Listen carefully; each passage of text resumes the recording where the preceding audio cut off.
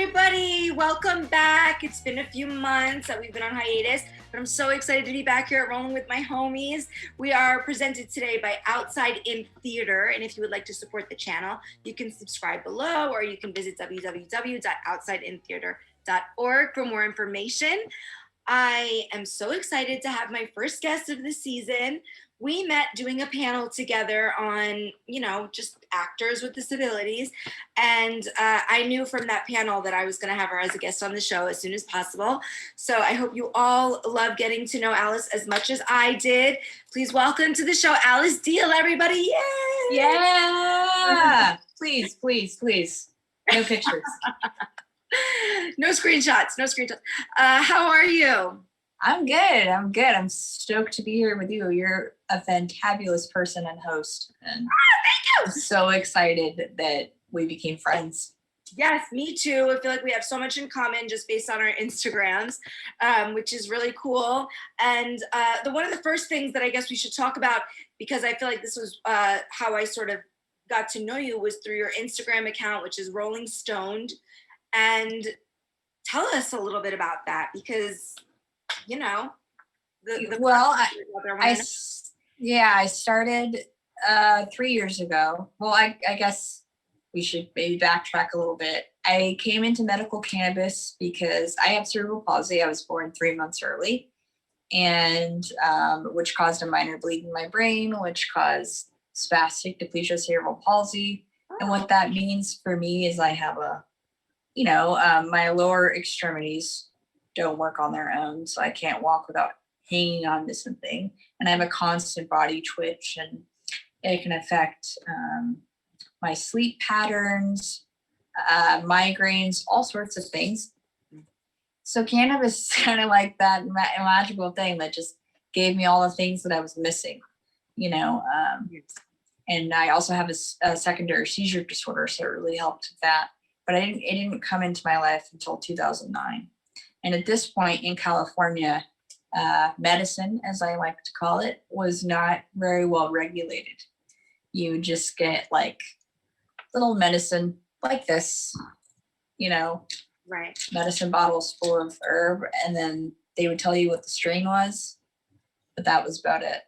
So half the time, I would smoke something and panic, which is defeated the purpose, and I'd have to shake these breaks all the time, and it was super obnoxious. But then medicine became regulated, and it's fine now. But I really came into Rolling Stoned because I met my wife in 2013.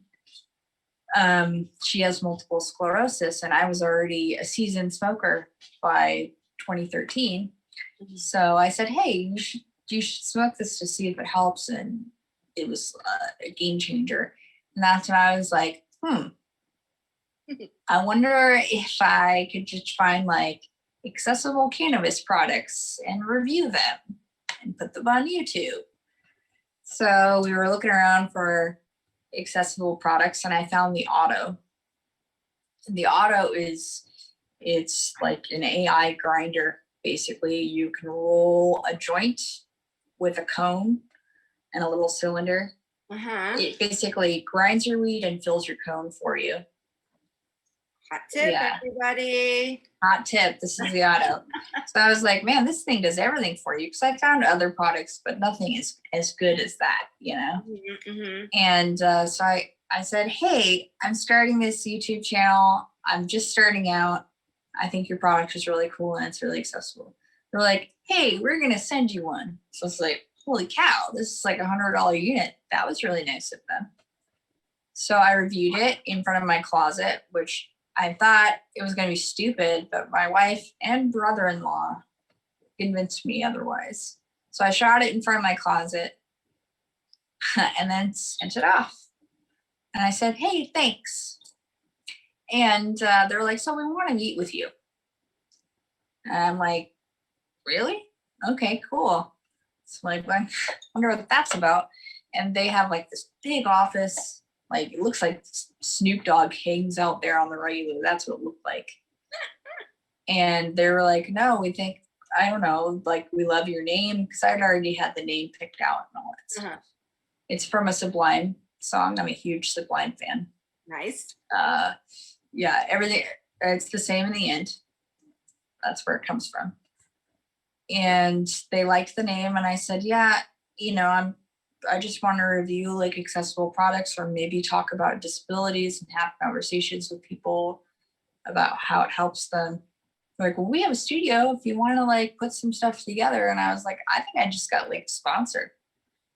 So it was nuts. And then they're like, yeah, start an Instagram, see how that goes. Because Instagram is really picking up. And I said, okay. This was 2013? No, this was in 2018. Oh, okay. And yeah, so yeah, they're like, start an Instagram, see where that goes. It's really starting to pick up.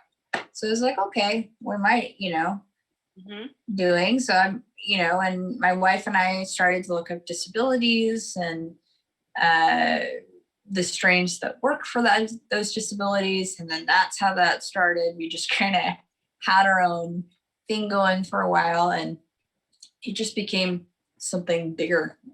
It's a community. Yeah. So different strains work better for different disabilities. Is that because of energy levels and things like that?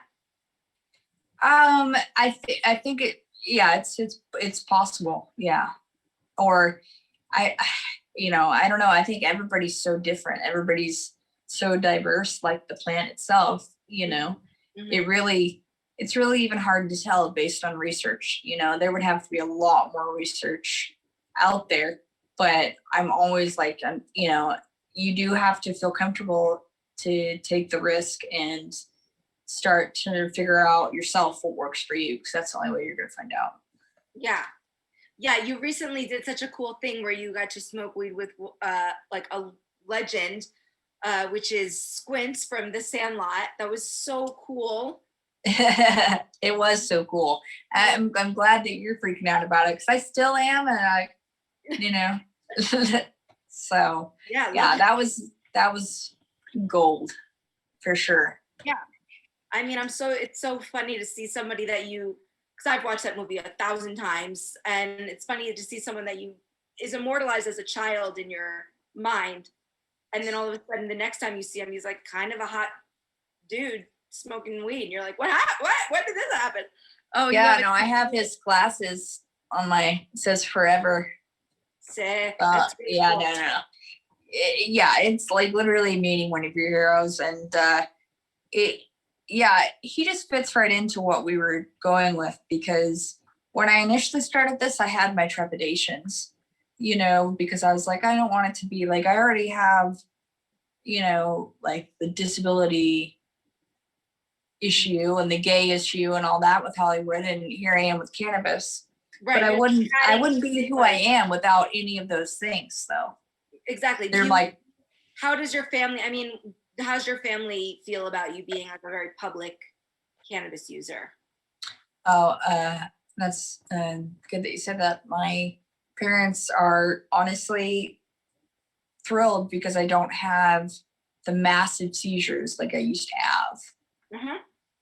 And it's the same with my wife. Like, they're on a low chemo grade drug to keep their MS at bay, and that's always going to be the case. So I think our family luckily understands that it's just we smoke to feel better. That's it. Yeah.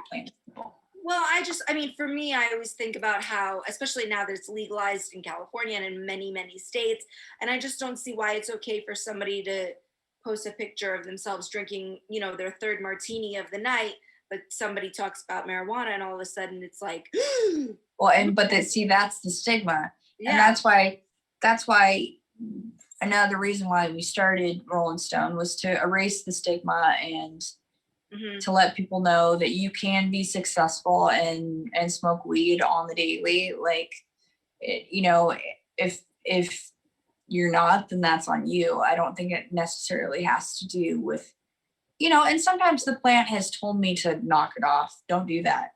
Or don't, that's not for you. Mm-hmm. It'll tell you when, hey, this isn't working.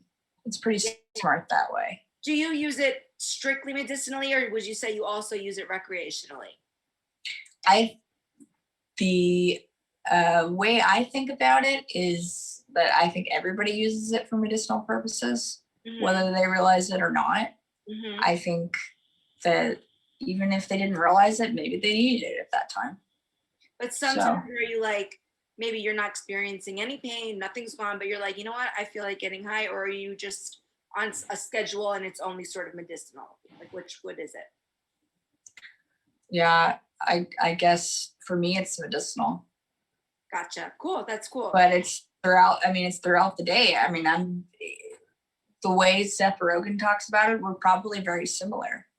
I have medicated when I'm acting, but that was only because I absolutely had to. Like, I had a migraine going, so I had to take a break and do that. But you know, again, I've built my tolerance as such where I'm pretty functional whenever I have it.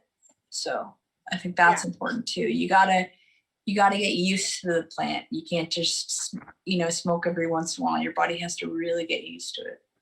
Right. There's a difference between being just a quote lazy stoner and being a functioning person who uses marijuana or cannabis or whatever. Yeah, and I get the laziness and feeling better. I mean, I think that cannabis probably saved a lot of people during the pandemic. You know, as opposed to like booze, it's a much healthier option. So, you know, this world is stressful. I don't think that if you literally just want to smoke and be lazy for a day, treat yourself. That's what it's there for. Yes, sometimes you really do just need to relax or go on what I call a brain vacation and stop thinking and let your mind sort of go to a different space. And I think marijuana helps with that. You know, you mentioned your acting career, and I want to talk about that a little bit too, because recently you just did a show that just debuted its second season on Netflix, Special, right? Yeah. What was that experience like? Was it fun? Well, I have been very blessed to be on both the big disability shows in the last 5 years. I've been on Speechless and Special. And both times I told my wife, well, I'm going to be on that show in some capacity. So I think I was meant to be on those shows, and I hope it continues with other shows because those shows weren't not around long enough. I know. Well, Special had 2 seasons, and then Speechless had 3. So is Special done? Yeah, that was their final season. Yeah. That's a bummer. How did you start? How did you become an actor? Did you always want to be an actor, or how would you know? Was that? I wanted to play baseball for the San Francisco Giants. And when that career went as far as it could, I got into downhill skiing. So my family was very athletic. And then when I couldn't do those things, which was often because of my disability, I popped in a tape because I was born in '86. So I'm really a 90s kid. VHS is my first love. Yeah. And I never thought it was a waste of time when I had to sit in front of the TV and be entertained. Like, I wanted to know everything about the actors, the movie. And that's just what I became known for. And then eventually I had my own cable access show when I was a teen called Alice's Flicks, Picks and Kicks. Cool. So I would rent like a movie and get free movie tickets. So that's always kind of been there. But in between that time period, I was also doing like 3 plays a year. It's in my family. My great aunt Alice was in one of the first productions of I'm blanking, Tarzan and the Apes on stage in New York. And we have the same gap. And she was disabled with rheumatoid arthritis by the time she was 30. Do you think that you're some sort of reincarnation of her because you have the same name? I mean, it sounds like maybe there's some part of her in you. I mean, yeah. And I think that Alice is definitely been a guiding light. And this, so I think she passed that on to me through tapes and be like, hey, this is what you're supposed to do. Yeah. And then when I was 16, I got given the first annual John Ritter Scholarship for Young Actors with Disabilities in 2003. John Ritter, R.I.P. Gone too soon. I never got to meet him. He died, I think, a couple of months after I got the award. But I used his money to fix my teeth. So this is a John Ritter smile. Oh, wow. That's so cool. Yeah, John Ritter's one of those guys where, you know, I didn't cry when he died. Then, like a few months later, I woke up in the middle of the night, put on the TV, and Three's Company was on, an old episode, and I just, you just seemed like the nicest guy, and I feel like he just loved everybody. And He did, and he also, his dad founded United Cerebral Palsy. So I did not know that. I know, and see, I didn't know that until years later. So it's just like, it's a total like full circle moment. Like there's these people that aren't here anymore that I think are clearly watching me. Yeah. Did his dad have to?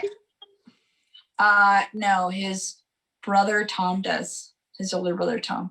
Okay, so there you go. That was a fun Yeah. fact. But you have a lot of movie. I mean, look, you're surrounded by movies. Yeah, this is kind of my film study. My wife and I didn't have a lot of money at the time, so we went thrifting. I love the thrift store. I could live there, die there, totally happy. Yeah, and I just stumbled upon all these VHS that were there, and I was like, holy cow, now I can have the collection I always wanted. And you know, and then my dad, I think, eventually found me a TV, and he's like, why don't you just start playing them? And I was like, okay. And then it just grew from there. And so I'm doing what I've always done, just talking about movies. What do you like about VHS versus, you know, DVD, Blu-ray, or? Well, obviously it's what I grew up with as a kid. So there's nostalgia there. Yeah. And I think like all the artwork on a tape, like, I don't know, it's just how it originally was and what you grew up with. And the film is right there. Yeah. The film itself. It's almost like the music version of putting on a record, right? Yeah. Yeah, totally. Yeah, and I grew up in the video store. I absolutely love that culture, and I miss it dearly. I don't want to ask you this because I feel like it's so limiting, but if you had to have like a top 3, do you have it, or is it just too hard for you to choose? Top 3 films? Yeah, top 3 movies. Halloween. Okay. Simply because it plagued me for a number. I was so terrified of it that I couldn't watch it for 15 years, and then I did. And that was the best movie I ever saw. Okay. So, Halloween. Oh man, Scream. Love Scream. Yeah, that was the first horror movie I was obsessed with. Yeah, so good. And grew up with. So funny. Oh God. Oh, Who Framed Roger Rabbit? Wow, good one. Yeah. I do also love Beetlejuice, which is one of in my top 3. I know you have all these like figurines. I'm jealous of your Adam Long. And I'm gonna move for a second so I can get some stuff down for you. Okay, cool. This is very fun for me. I'll tell you this story while you're doing that. When I was in the hospital as a little girl, you know, they only had the rolling cart TV at the time, and the movies that you could rent from the rec room. And the only 2 movies they had at the time were Ernest Goes to Camp and Beetlejuice. And I hated Ernest. I'm sorry. It wasn't for me. And so I watched Beetlejuice every day for months and never got old. Oh, it's just so classic. It's just so good. That's original there. I got to Michael Keaton a few years ago at the Media Access Awards. That was fun. You did? Mm-hmm. Oh, man. Yeah. Yep. There's I told him that story. I told him my hospital story, and he really liked it. Yeah. Oh, good. That's so classic. Oh, it's so cool. Yeah. So if you could be in a reboot of any of these movies, you know, like who would you be? Like mine, I'll tell you mine off the bat. I would want to do Marissa Tomei's character in My Cousin Vinny. Because you fucking nail it. That would be my dream reboot role. Do you have one? Oh, God. It's got to be good, right? I know. I ask the tough questions on Rolling with My Homies. I like it, though. I like these questions. Jesus. You got to think about this. You got to start putting it out in the universe so that you get to, because you obviously are good at manifesting stuff if you believe in that. I guess I'm realizing that now. Jesus. Yeah. Um, What do you want to do? What do you want to be? well, I guess, yeah. I'm a huge fan of Dee Wallace, and Oh my gosh. Yes. Oh my gosh. I have such a funny deal. You know, she's a spiritual healer now, which is so funny that we yes, were talking about yes, healers and stuff. And I had her do a spiritual healing for me once, and you know, she was in Cujo, right? And I right. lived Cujo, and all I kept thinking was like, don't mention Cujo. It's just not the time. Don't mention it. And then during No, she loves Cujo. I should have mentioned it. I don't know. I was nervous. It was like one of my first celebrity encounters in LA. I was trying to play it cool. And Yeah, during absolutely. the session, she asked me, name a movie, any movie. And I was like, and all I could think about was Cujo. I couldn't think of any other movie in the world. And so finally I just blurred out, look who's talking now. What? The one with the dogs. I mean, who thinks of that movie? And then she gave me a part of my spiritual reading based on that movie. And I'm like, this is not authentic. I should have just said Cujo. She's great. No, Look Who's Talking Now is also a good one though. I do like it's a song because I don't really care for the second one so much. Same. One is classic and 3 is so fun. I know. It's I have the original. Yeah, and that's how that started. I'm not sure. Yeah, Dee Wallace for sure. I actually met her when I was a little girl. I was accidentally on this TV show with Robert Conrad. He lived where I lived up in the High Sierra Mountains. What show? And he's known me ever since I was a little kid. So, and he had a show up there, and Dee Wallace was a part of it. And like, she was just super nice and like told me what to do. And then years later, I got to do some classes with her. So we've known each other for a long time. Aww. And I just think that she just throws every part of herself into what she's doing. And yeah, that's exhausting and you're going to pay for it, but it's going to look so good at the end of the day because Cujo there's not really much to it. If you think about it, it's the St. Bernard and a kid in a car. Right. A Pinto and her. Yeah. But the movie there's parts of it that I can't even watch because it's just so intense, especially with Danny Pintaro. It's super intense what he's going through. And yeah, but something of that, like a Sid, I wouldn't mind playing like a Sid or, you know, a final girl or even a villain. I love, you know, there's plenty of reasons why you do evil shit. Yeah, totally. Or like I could see you in some sort of a Jamie Lee Curtis type role as well. Speaking of Hollywood. Oh yeah, absolutely. Right. See, you know myself better than I. Jamie Lee is another classic that can do horror, but she can also do comedy. She's very versatile. Yeah. That's what I love about her too. Yeah. She's always bringing it, and she like, you just know, you're getting something good when she's on screen. Yeah. And I appreciate that because, you know, she's a little androgynous too. Yeah. So, and always has been and has never shied away from that either. I mean, it also probably helps that she comes from a Hollywood background. Right. But still, I mean, this look took me a long time to get comfortable with. Right. You know, and yeah, well, like wearing my hair short and multicolored and tattoos and all that, like being gay and being a public figure. It took a while to look this cool. Well, now you're nailing it. And I want to talk about that too, because intersectionality is so important. And, you know, yeah, you're right. It's like already people are judging you off the bat because you have a disability. And now you're going to also put another unnecessarily stigmatized thing on top of it because our society is so behind the times. Somehow it's the times we created, but they're still somehow managed to be behind. So, so how are you? I mean, it's Pride Month, yay! How are you dealing with? I mean, do you go to Pride events? Is accessibility getting better in that realm, or what's that looking like these days? Honestly, I'm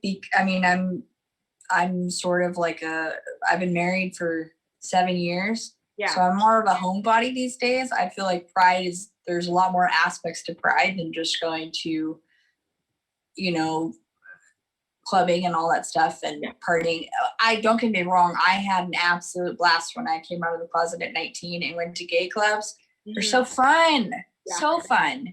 There's inaccessibility all over the place. You should go, if you have a disability and you go to anything like that, you should always have someone with you. And I know some people don't like to do that, but there's nothing wrong with that for asking for help and having somebody be with you in a crowded area where there's going to be alcohol or whatever else involved. You should absolutely have somebody with you to be on your side, disabled or not. Like, when you get into those situations, you should have a buddy system. I've noticed that the conversation, around disability during this Pride Month is, a lot of posts on Instagram and things like that about making sure that things are accessible. So I'm hoping, because, I feel like the gay community and the disability community, while, it's different, there are so many similarities, in the feelings of being absolutely citizens, or just being like having family members maybe be ashamed or afraid or not, and like all these feelings that surround it are kind of similar, and so I feel like we're all on the same team. Yeah, absolutely. Yeah, I bars and clubs are kind of tough because sometimes their bathrooms aren't accessible, or then you have to worry about cabs. Uber's great. I've never had an issue with me personally. I've never had an issue, but I know a lot of people with disabilities have. You have. So and Lyft. Yeah. So I mean that all kind of factors into it that we should be paying attention to. Yeah, for sure. Yeah, and also clubs and bars. It's not only just, even if it's the most accessible one in the world, crowds and things like that can sort of be scary. And I think that I was blessed with confidence. And so I just love to just get in there and dance, And I was lucky that I only encountered maybe a couple of hairy situations where it wasn't good. But then again, that's why I had a friend there, and the friend noticed that and was like, no, we're leaving, But yeah, you have to be, it's not easy being in those situations with the disability, but it doesn't mean that it can't be done. Yes, but it is easier for someone like you, and I think I say myself too, who we're more outspoken and we can sort of speak up not only for ourselves but on behalf of the next person with a disability that comes to the space.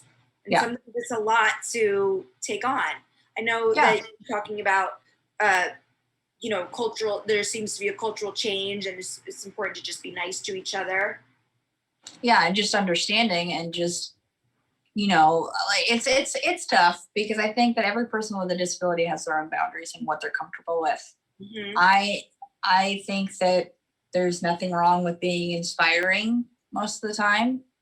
I think I've earned my inspiring patch, and I'm happy to wear it to help others, because I know at the end of the day, maybe something I said really helps somebody. But I understand when somebody, there's different ways. I understand that most of our community is not okay with that, though. Well, you and we're actors, we're, some level of influence. Like, we don't mind being in the public eye, but that's not everybody's personality. No. And people who don't want to do that don't want to do that. Just because they're in a wheelchair or have whatever visible or non-visible disability doesn't mean they want to be a social justice warrior forever. Yeah. Yeah, and that's okay. Like, but it's I think it's just a matter of just being receptive and open and not judgmental. And totally. Yeah, just let people live. But you have to, for me, physical accessibility is a huge barrier because it's 2021, and I'm like, have we made that much progress I still go to restaurants and theaters and things like that, and I'm like, what the hell? How can this? No, I don't. As far as like, I think the biggest accessible thing to happen to us lately has been Zoom. I agree. I think that this quarantine has done wonders for the disability community, unfortunately. Yeah, absolutely. And also, they tried to kill us too. Let's not ignore that fact. But I mean, this is a real positive that's come out of it, for sure. But America has so far to go, and it's just it all has to do with, you know, the fact that we live in a society that's about what you can get done within your day. That's your worth. And I don't believe that. I feel like you're a human being, you're here on this earth for a reason, you're good enough. I love that. Now, Yeah. you said before that your wife has an MS, right? Yeah. Yeah. So do they use a wheelchair or? Occasionally they do when So they how do feel you- very weak. how do you feel about that? Because that's interesting to me, because I've always wondered, I have never dated anybody with a disability. I always wondered how we would navigate, because I'm so used to my partners picking me up when we go on vacation or when we go somewhere that's not accessible. And I'm like, how would it work? So what is it like? Now I'm glad you asked me that. I used to say the same thing. Mm-hmm. I dated a guy that was in a wheelchair that had CP, and he wanted to marry me, and I was like, oh, I think I'm gay. So that's how that started. And I felt really bad. We're still somewhat friends. But and then I was like, yeah, I think that would be too hard. And that's something I always said. But then I dated somebody that was quote unquote able-bodied, and they treated me terribly. Mm-hmm. So, and then I didn't date anyone for 2 years after that because it was really bad.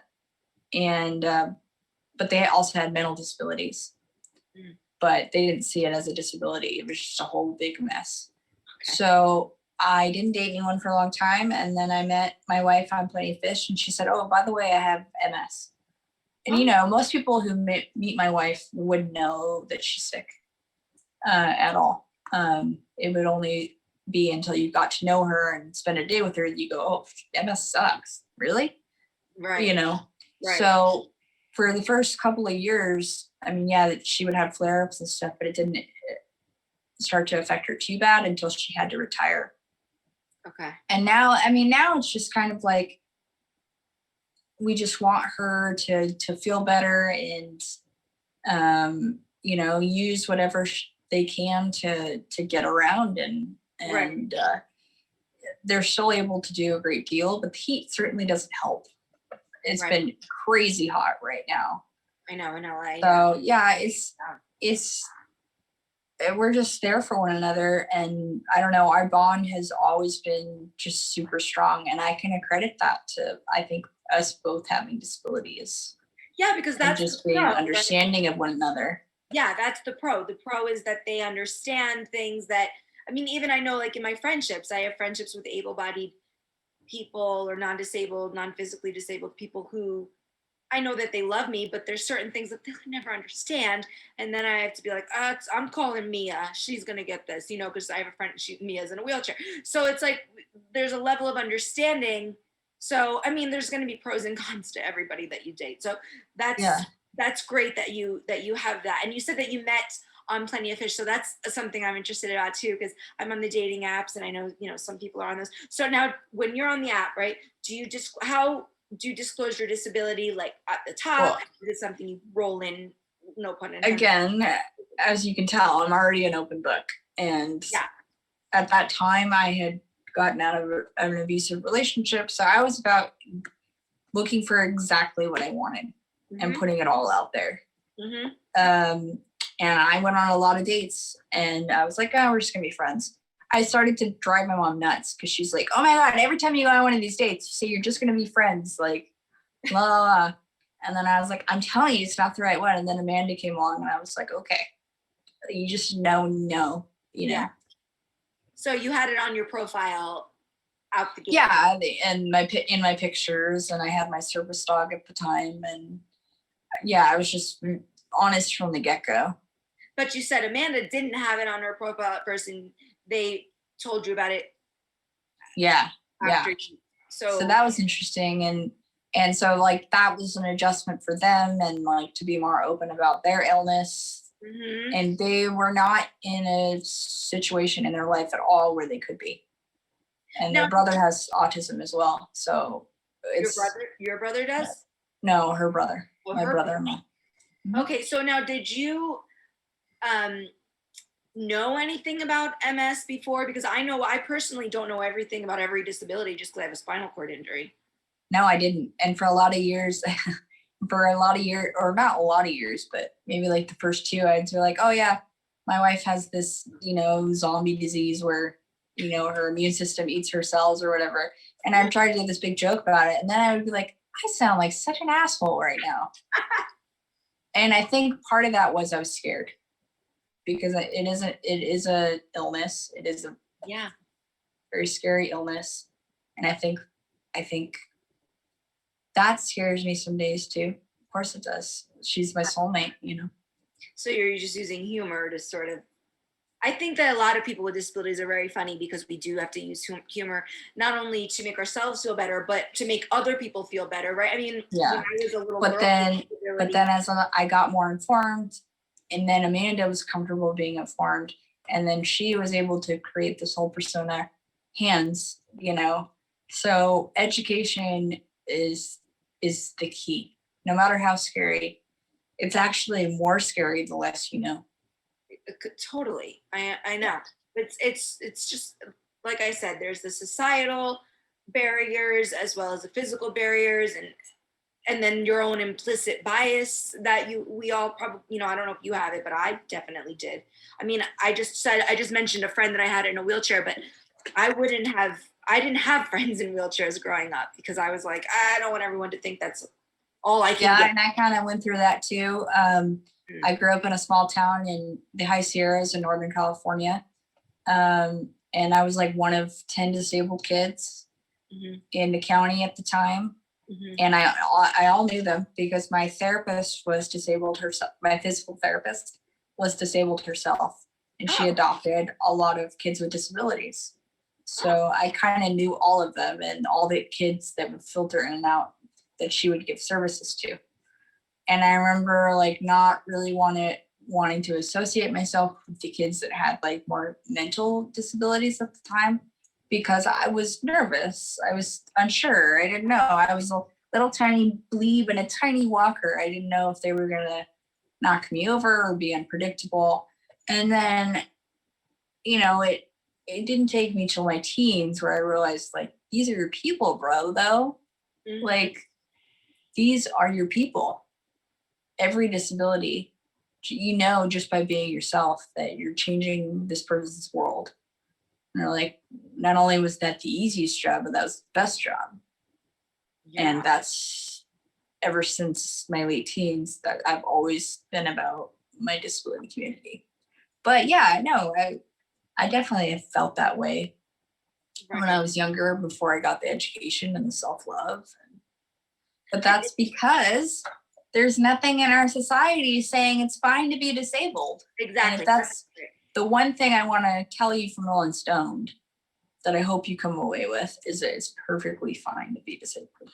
It's perfectly fine. That's what I think is one of the great things about social media. There's a lot of things that are horrible and horrendous and soul sucking about it. But one of the great things is that it's giving people with a disability control over our own narrative, so that the only time that you see it isn't just in a movie about someone who kills themselves, but it's what we put out, and it's our, we can say, hey, look, I went to the beach today. Hey, look, I went to the, hey. And I think that's what I was always trying to do, even as a kid, but we didn't have phones yet. We didn't have internet. So right. It was a slow burn. It was like, I remember when MySpace came out and I started to see other, young, attractive girls in wheelchairs. And I was like, I knew there was more of us. I know. Like, Yeah, I knew it, but why have we never seen them? I mean, very rarely, or of course, when you do, it's played, someone's able-bodied and they're just playing the part, or they're on one episode and gone forever. We all know how it goes. Yeah. So, but I think, it's just, it's been wonderful, and I think that's what I tell people is just, start your own thing and people will notice, and that'll be helpful to you because then they'll have something to refer back to and be like, oh, blah, blah, blah, Yeah, exactly. And they can sort of follow along and be, inspired properly, like inspired by all that you're doing, not inspired because you did one thing.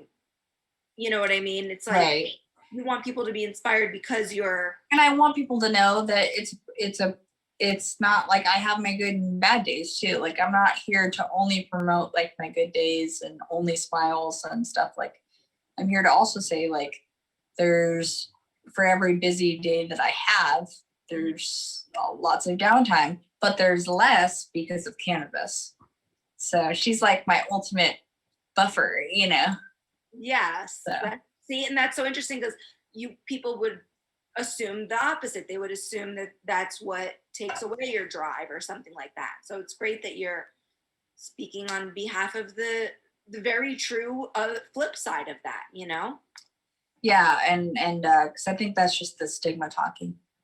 Yeah, well, I think a lot of what we talked about today is the stigma talking, the stigma about this, and I'm glad to see that a lot of these things are getting better and a lot of these barriers are breaking down, but it still feels like kind of like a slow, and a lot of times people with Well, disabilities. and I think 2020 didn't freaking help. That was ridiculous what we all just went through. Are you kidding me?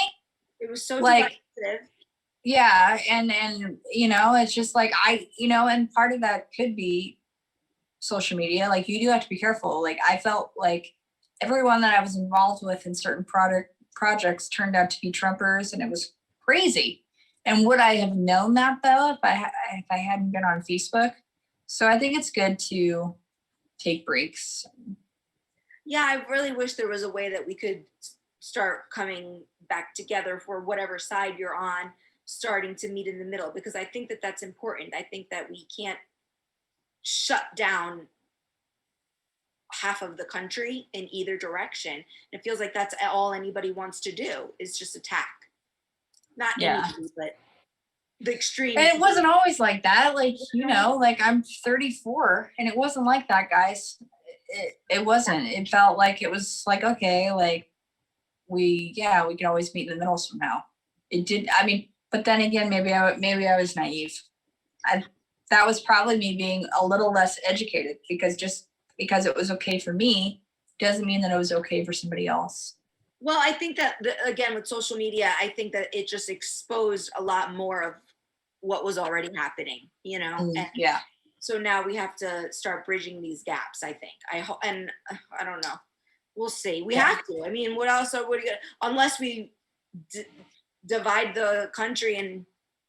I mean, what are we gonna do? We have to work together at some point. We can't keep ping ponging back and forth from 4 years of this, 4 years of that. It's exhausting for everybody. I don't know. I think a female lead is coming. A female change.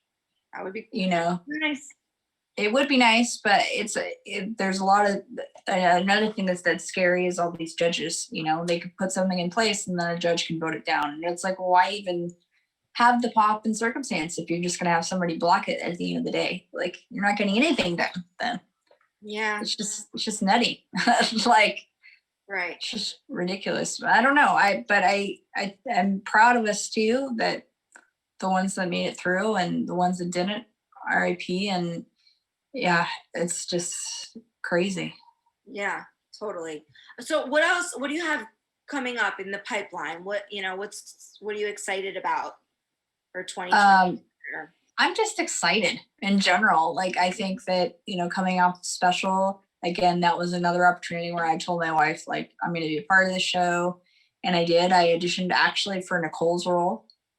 But then I got in the Crypt Prom instead, which me and Nicole have known each other since college. Oh, and wonderful. Yeah. So you said you adore her? Yeah, I love her. I think she's the best. And very good. Yeah. So the fact that we started like in Moorpark College together and to see this progression is just so cool. And the special was actually our first on-screen appearance. So we knew that, I think the universe is trying to tell us that they want us to be together somehow. And there's been a lot of connections as of late where I think that's probably going to happen through Maysoon Zayed. Great. Who's also another comedian with cerebral palsy. Yeah. Yeah. There's a lot of talented actors with disabilities who are finally getting their moments. Yeah, and it seems like I've been here for 15 years, 16 years, and it seems like all the people that I know too are finally having their moment. And I think It does take time for the most part in I this mean, it takes time business. for anybody. That's true of any. Yeah. It's important, I think, that not only that actors, but as actors with disabilities as well, know that you have to put in the work. You have to, take train and learn, and you can't Yeah. just say, "Oh, I have a disability. Put me on screen because we need representation." You Yeah, have I to think also, people need to know that acting is a lot of hard work. yeah, And they expect a lot of us. And I'm going to tell you the audition process, for example. You usually get a script, or they call that sides in the business, and you get it like maybe like 1 to 2 days prior. Okay, that's pretty quick. yeah. And then you have to film it yourself, and then send it over. And then if you get the part, it's like a week later and all that stuff. So everything happens really fast. Right. So you have to get to a point where you feel comfortable enough in your craft to not overthink anything and just go. You know what I mean? And get good coaches that are willing to just be really comfortable with you. I don't like the coaches that are really serious, to be honest. Like so serious that your phone can't ring, or I think that, yeah, I mean, it depends. It's important to find a coach or an acting teacher that works well for you, because there are so many out there. So if you don't have to be married to a coach just because, right. That's who and all that stuff. I feel like I'm practically married to my set of coaches now because I've been studying with them for 10 years and it works. And they're really easygoing.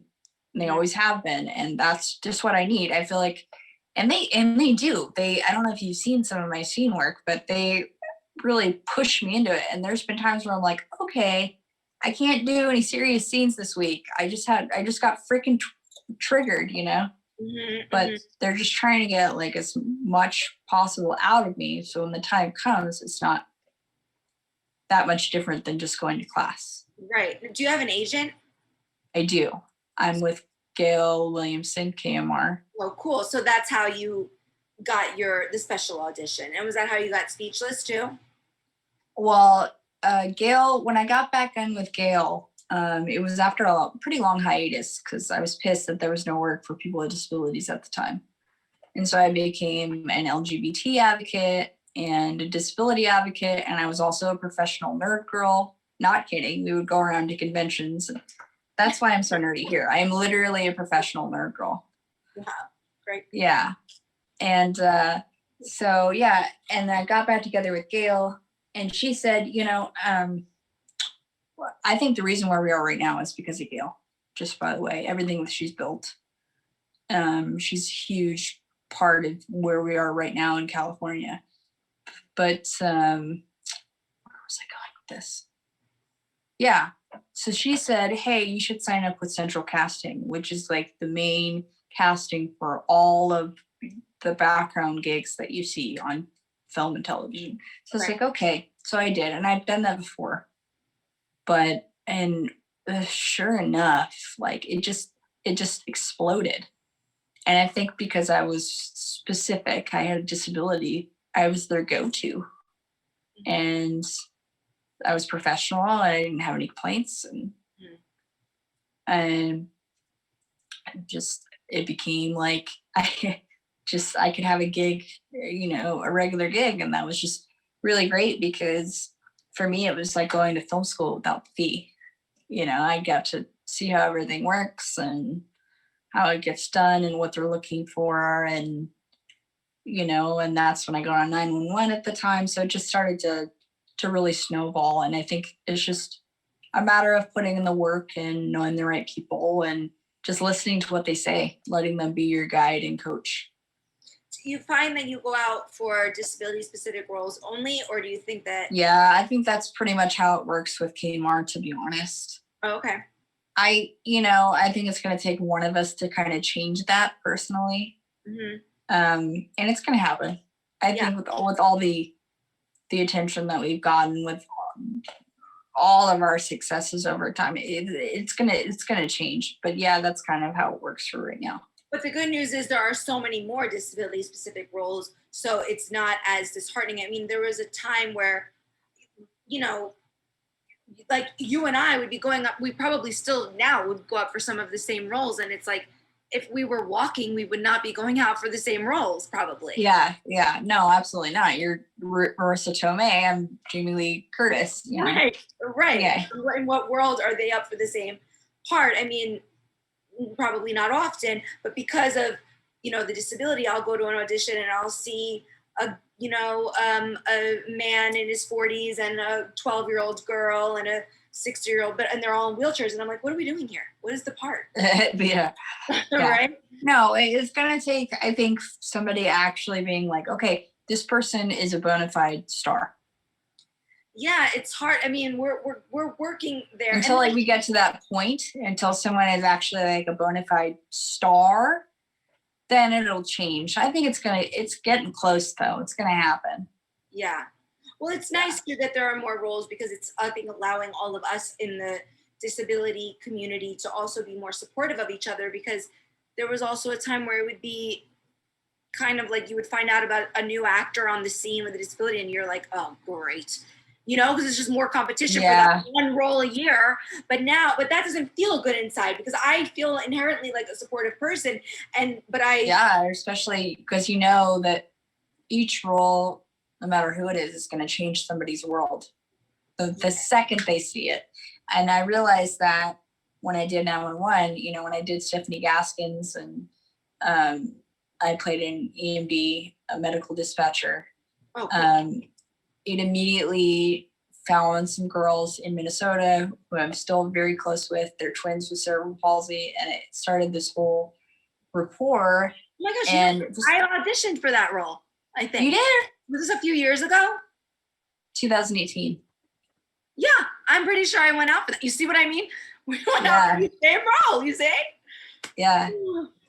Well, congrats on booking it. Thank you. Yeah, that was my first big gig. So, first speaking role. So, no, I was stoked. But yeah, no, it just, something as simple as that is, can reach somebody, and which is why that needs to happen more often, and, keep going. Yeah, I remember when I was on Who Wants to Be a Millionaire, the game show, many, many years ago. And I was on one of those episodes where at the end, I stopped and I was picking up the next day, and a little boy wrote me a MySpace message. That's how long ago this was. And he told me his mom was going to let him stay home from school the next day. He had a disability, to watch the episode. And that was a game show. You know what I mean? Goodness. And it's like, yeah. And it's just like, stop starving kids of seeing themselves. Stop doing it, because they have no reference. They need to know that our ancestors are Judy Heumann and Jerry Jewell, and but they also need to know that like our ancestors came out of institutions, and that's how doctors viewed us. And I still feel like that is a large portion of our setback today. But that's why I carry them with me in everything that I do. Everything that I do. Yeah, Judy Heumann, I just read her book, and I 100% credit her with the fact that I was able to go to regular school. And the same with, the male version of her, the father of the disability rights movements. Justin Dart? Well, yes, but much older. Older than Justin Dart? FDR? I don't know. No, I was thinking of, gosh darn it. Anyway, it'll come to me. But okay, it'll come. But there have been some superstars in that world, but they've been, they're definitely left out of the history books. I didn't hear. Absolutely, no, not at all. And when I played a 504 protester on Drunk History, that was obviously like a huge episode, and there's a lot of big names in that one, and it was about Judy Heumann, and I had no idea at the time who Judy Heumann was. Isn't that crazy? No, it's not, because I didn't know who she was until a few years ago myself. Right? So I had no idea that I was portraying her freaking story, and then now I'm like, wow, I'm really, really glad that I got to be a part of that, because Ali Stoker was a part of it. And I can't think of this, I'm blanking on names today, man.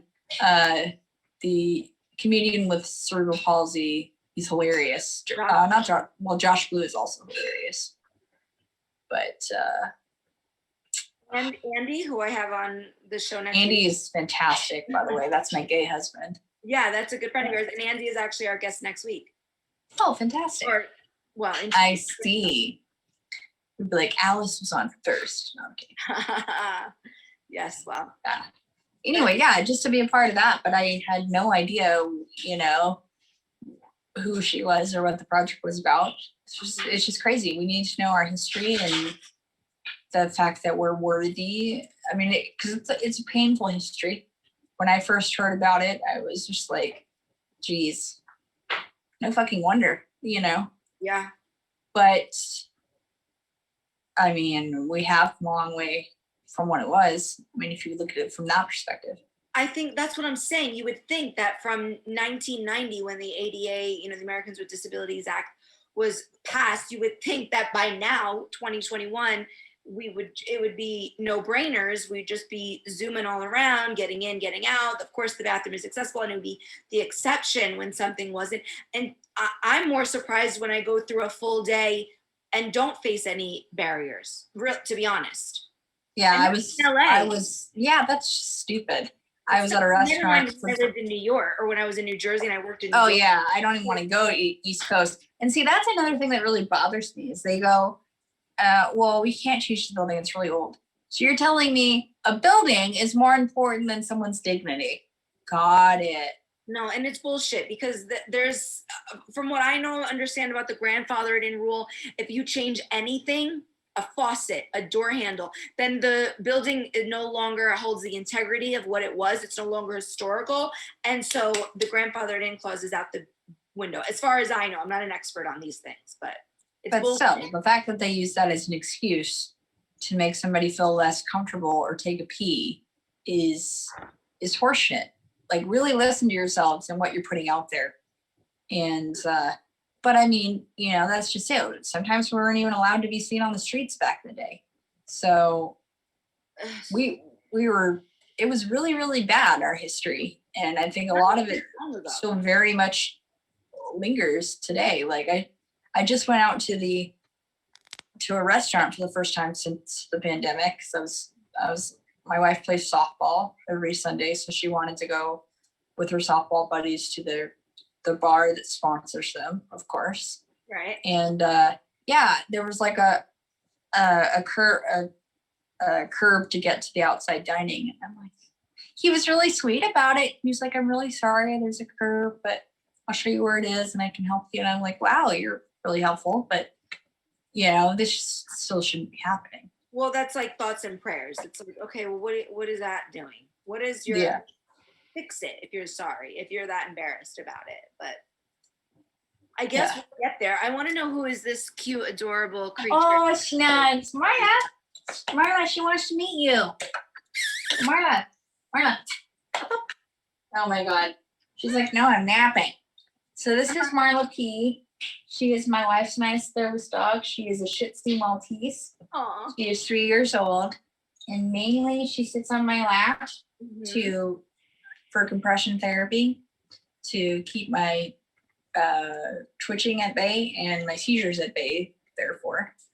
And she basically kind of is emotional support for my wife, like during doctor's visits and therapy, that kind of stuff. Yeah, she's just our little snug. She got her less than 2 months old on Craigslist, and we've been training her ever since.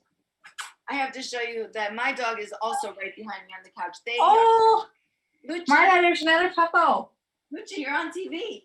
It's hot. It's hot. Yeah, they're like, oh my God. And she likes to sit on my couch with me and watch movies, so she really is my child. Oh, yeah. I mean, they love it, and they're just so unconditional. Oh God, they have no idea anything that they're like, what is society talking about? You guys are the best. Well, and it's always like when we're watching like the worst films that Marla's like I remember my wife's favorite film is Silence of the Lambs. So we were watching it one time and Marla was just glued. And I'm like, Marla, this is horrible. Don't be glued to this. Well, I think that like for Lucci, my dog's name's Luciano, when I went into the adoption place, he saw me and he was like, a permanent lap? Like, woo, he just, couldn't have been happier about that. So, and that's the same. I think it's because of the Shih Tzu breed. They're meant for the lap. So. Oh yeah, that's right. They love it. And that's cool that's something. See, I don't know all of the different ways that dogs can be service animals, because it's not just right picking stuff up. I mean, there's all these different ways. So the fact that your dog helps keep your legs, that's like, who would know? That's so interesting. I love that. And that's the thing about people with disabilities is, we are, of course we have similarities, but we're also different, and and it's like, I don't know anything. I didn't know that you could get cerebral palsy from being born premature. I didn't even know that. I just learned that really? today. Yes. So why would I mean, how am I supposed to know? So I think it's very, very interesting. I think that's something society needs to know and hear, that we have differences. We're not all the same just because we have disabilities. Right. No. Just like any minority, right? They're not. We're actually the most diversified minority if you think about it, because it's something that can never escape any of us. We can be disabled at any time, and it's just a normal part of life. That's right. So you're going to find the most diverse group of people, and I think that's what they're most scared about is yes. Once we finally do get to that place, we're going to be a force to be reckoned with, and we're already there. That's right. I'm so excited that I got to have you as my first guest. You were so, so great. Thank you so much for being here. Oh, thank you for having me. Ready for what? Did you have fun? I had a blast. Okay, good. That's good. And I hope everybody watching had fun too. Thank you for joining us on Rolling with My Homies. Don't forget. Rolling with the homies. Yes, that's right. Shout out to Ty, Brittany Murphy. Ty Frazier. Gone too soon as well. Don't forget to follow me at Santina Muha on Instagram, and Alice as well at Rolling Stone. You can find all of our Instagram stuff on my, on the handles. You can also follow Outside In Theater on Twitter, Instagram, TikTok, and Facebook at Outside In Theater, THTR, to keep track of everything going on at OI Theater. And join us again in 2 weeks as we have Andy Arias for our next guest. Happy Pride Month, everybody. Happy Pride Month. Summer. Happy Thursday. Happy everything. Everybody be safe. And we'll see you soon. Thanks for watching.